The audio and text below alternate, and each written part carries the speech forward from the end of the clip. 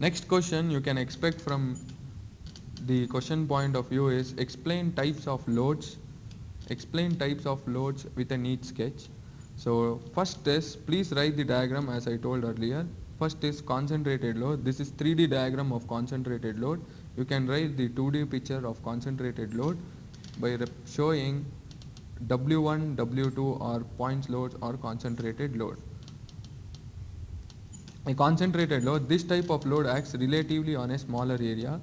For example, the force exerted by a chair or a table leg on the supporting floor or load exerted by a beam on supporting column are both considered to be concentrated load.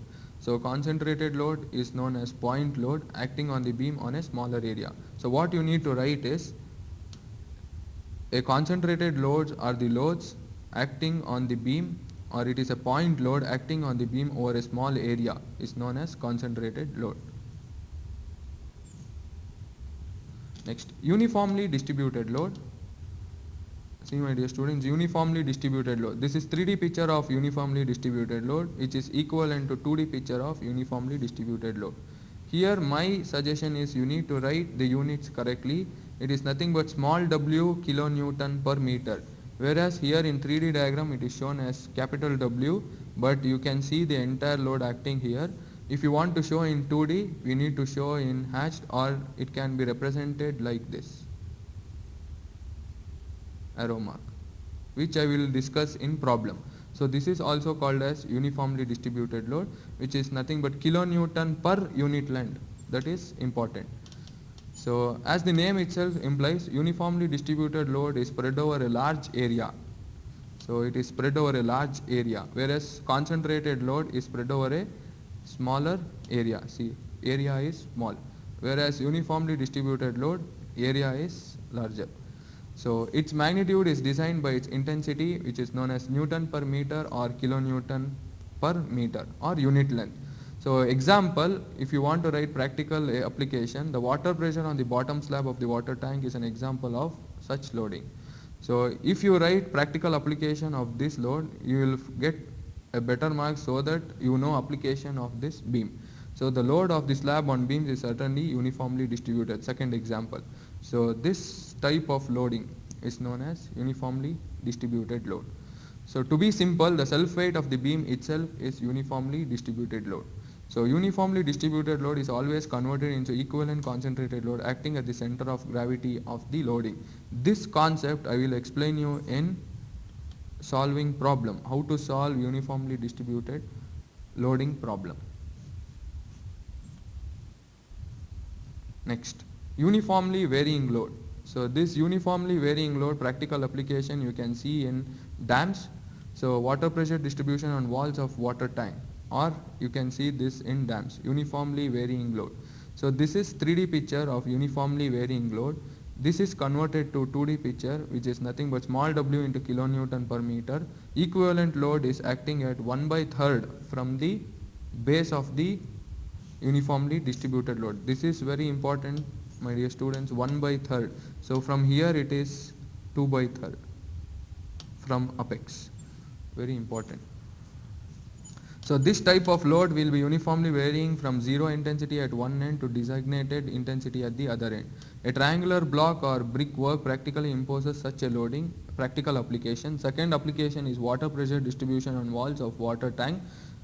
Third, here you need to convert equivalent. So this is a standard uniformly varying distributed load, whereas this is known as equivalent diagram or equivalent uniformly distributed load diagram. So equivalent concentrated load acting from 1/3 of the apex. This is very important. So 1/3 and 2/3 from the 1/3 from the base and 2/3 from the apex. So while solving problem, this part is important. So this part is important. So this part is important. 2/3 of length. So this part is important. Next, concentrated moment. Similar to concentrated load, we have concentrated moment. So this is 3D diagram of concentrated moment acting on the beam. Equivalent diagram we call it as M, which is nothing but W into perpendicular distance H. So this is important, W into perpendicular distance h. So W into perpendicular distance h, and since the load is acting towards right, moment is acting clockwise. So W into h. If by chance load is acting towards left, moment will be acting towards left, that is anti-clockwise direction. This is also important. So if for some purpose a beam is to be accommodated a load on a bracket moment, so this is called as bracket mounted on it, when that transmits on the beam is known as concentrated moment. This completes one question. So types of loads and moments. Next, types of support. You have three supports. One is simple support, roller support and hinged support. This is another question which may be asked for 4 to 5 marks. Explain the type of supports within each sketch. So first support is simple support. See, simple support is fixed as shown here, and the reaction load V is showing upward like this. So it is beam, support and reaction of that support. If one end of the beam rests in a fixed support, the support is known as simple support. The reaction of simple support is always perpendicular to the surface of the support. So this is important, perpendicular to the surface of the support. So the beam is free to slide and rotate at the simple support. So it can slide, it can move. So beam is moved to slide over that support. Next, roller support. So very important. So this is roller support. One triangle, then rollers, then another hatch. We can represent roller support with circle, with hatch. We can represent inclined roller support like this, and guided roller support. See, roller on inclined surface, guided roller support. These are known as roller support, which can be like triangle with circle or circle with fixed. Here one end of the beam is supported on the roller. The only reaction of the roller support is normal to the surface. So my advice is, this is important word, only normal to the surface on which the roller rolls without friction. So this is important. So beam can roll over the roller support without friction, but it cannot be deflected. So that is why only one reaction is mentioned. So and that reaction is normal to the support, very important, not horizontal, it is normal to the support, very important.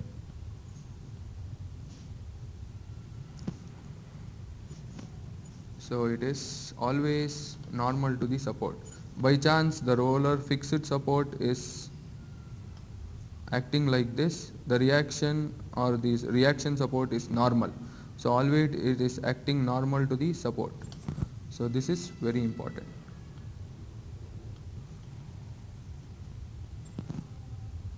So next, hinged support, last support. See, hinged support is a fixed support. We will get two reactions, so that the beam cannot move towards left or beam cannot move towards down. So beam is fixed at this end.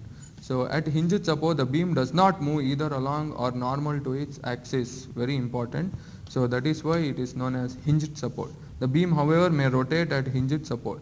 So it can only rotate at hinged support, but it cannot move up, it cannot move left or right. This is not possible. Only it can rotate. So the beam, however, may rotate at hinged support. The total support reaction is R, and its horizontal and vertical components are known as HV, or I have used as HA and RA in my problem. Since the beam is free to rotate at hinged support, no resisting moment will exist. This is important, very important for those who are preparing for gate. This part is very important. So no resisting moment will exist. So next, fixed support. Here you are fixing all three supports. In hinged support you are fixing HV, whereas in fixed support you are fixing even moments. So at fixed support, the beam is not free to rotate or slide along the length of the beam or in any direction. Therefore, there are three reaction components, that is vertical reaction component, horizontal reaction component. So vertical reaction component RA, horizontal reaction component H, and moment. So this is important. So this part is important. So here you have fixed all the three parts, so that beam cannot move towards right or left, beam cannot move towards up and down, beam cannot rotate. So this is important.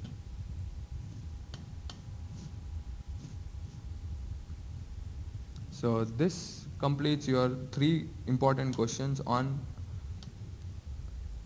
bending moment and shear force chapter. Next is definition of shear force. So definition of shear force is defined as algebraic sum of vertical forces either to the left or right hand side of the section. If you write only definition, it is sufficient. This is only for explanation purpose. Take a beam, it is subjected to a reaction force, that is a hinged support or a fixed support, it is left. So W1, W2 are acting. If you cut this section at XX, you will get 2 bodies. So you will get one body, you will get second body. So the shear force is acting at this region. The shear force is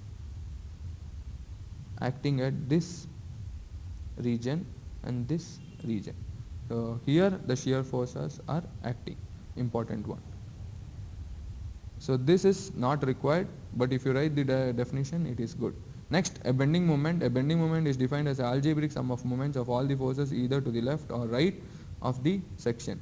So here if I take a simply supported beam subjected to point load, and if I cut the section of the beam, so bending moment is acting clockwise. Here the bending moment is going to act anti-clockwise in this direction. So this is the other part of the body. So this body is this part of the body is this.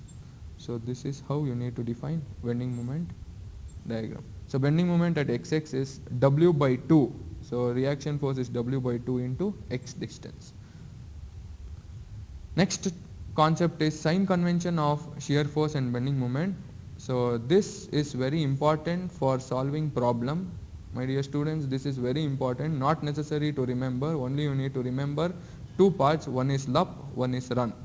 So what is LUP and run, I will tell. If shear force is calculated for a beam by moving from left to right, then shear force due to upward forces is taken positive. Shear force due to upward force and left. That is why I call it as left upward positive, LUP. Next, shear force due to downward force is taken as negative, therefore left to downward force as negative. If by chance, if some professors will teach you from right side, so if shear force is calculated for a beam moving from right to left, so here it is left to right. So then shear force due to upward force is taken positive, therefore right side upward negative. Next, shear force due to downward force is taken as positive. So right downward force positive. If you remember LUP, if you remember run, it is sufficient. LUP is left upward force positive, run means right upward force negative if you take from right hand side. See, by chance beam is given, if you take from right hand side, this holds good, that is this holds good. If you take from left hand side, this holds good. So always better to take left hand side, it is easier to cross verify the problem. LUP, left upward positive. Next, sign convention of shear force and bending moment. Sign convention is shown in the figure. This is only for diagrammatic. The signs becomes just reversed when we consider left side of the section. A shear force which tends to rotate the beam in clockwise direction is positive and vice versa. See, right section of the beam, section beam, negative force, positive force. So my dear students, if you remember this, it is sufficient. Left upward force positive, right upward negative. So always remember you are taking a beam, so beam is calculated from left, so shear force is calculated from left, so left upward positive. So next, for bending moment, the internal resistive moment at the section that would make the beam to sag is treated to be positive. A sagged beam will bend such that it exhibits concave structure at top and convex curvature at the bottom. So concave structure at top, concave upwards. See, this is concave upwards. So next, this is concave downwards. So if you remember one word, that is concave or convex, it is sufficient. Better to remember concave. Concave upwards, so that is known as sagging. Concave downwards is known as hogging. Concave downwards, the internal resisting moment that would hog the beam. So hogging. Concave downwards is hog. Concave upwards is sag. If you remember this, you know sign convention of the beam. I will write in a simple way. So sag is concave upward. So hog is concave downwards. So this is concave, not convex. Concave downward. If you remember this, your sign convention of bending moment is done. Next.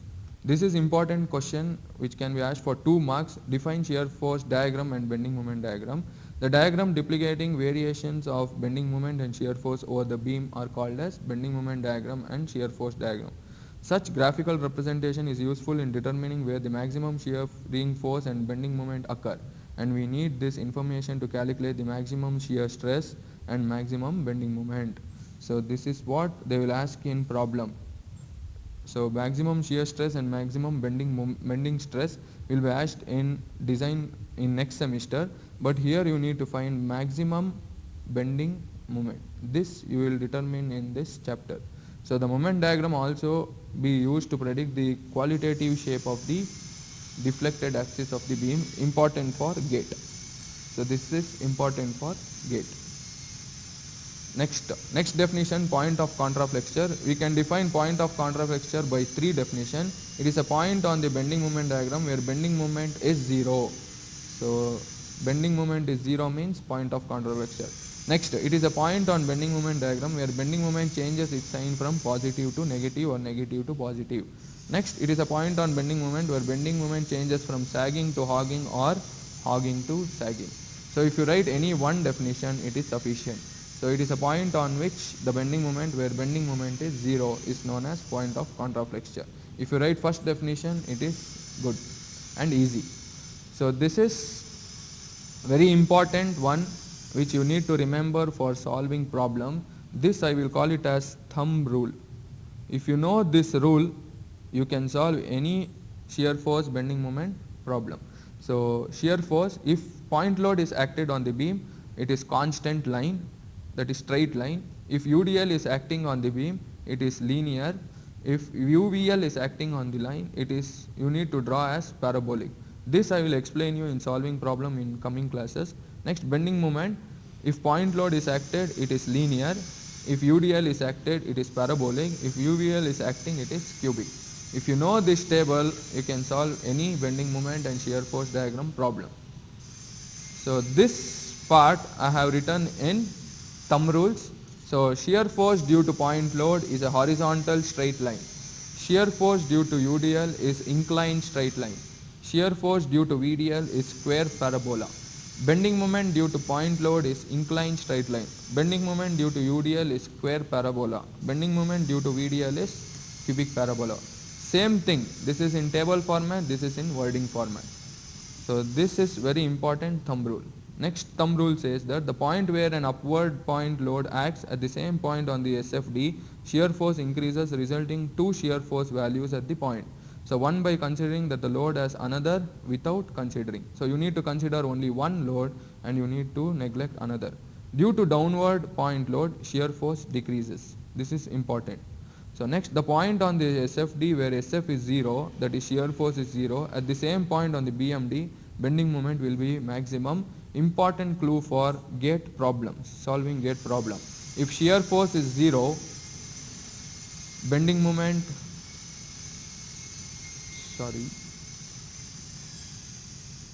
bending moment is maximum.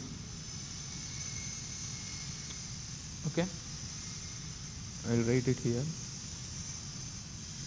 If shear force is 0, bending moment is maximum. Very important one. So while calculating bending moment due to bending acting directly on a beam, if a beam is calculated from left to right of the beam is clockwise is positive, counterclockwise is negative. If you calculate from right to left of the beam, counterclockwise is positive, clockwise is negative. This is also important. So these are the thumb rules, but very important thumb rule is this thumb rule. So this is a bending moment diagram. See, SFD, BMD, I will write in a standard beams. So cantilever beam subjected to point load, cantilever beam subjected to UDL, simply supported beam subjected to point load, simply supported beam subjected to uniformly distributed load. This blue color line is nothing but uniformly distributed load. See bending moment, shear force diagram, straight horizontal line, whereas bending moment diagram is inclined line. If it is subjected to UDL, shear force diagram is straight inclined line, whereas bending moment is square parabola. If you go with simply supported beam, same horizontal line, inclined line. Simply supported beam subjected to UDL, it is inclined line and square parabola. If it is subjected to UVL, you will get cubic parabola. That we will shall discuss in problem. Thank you.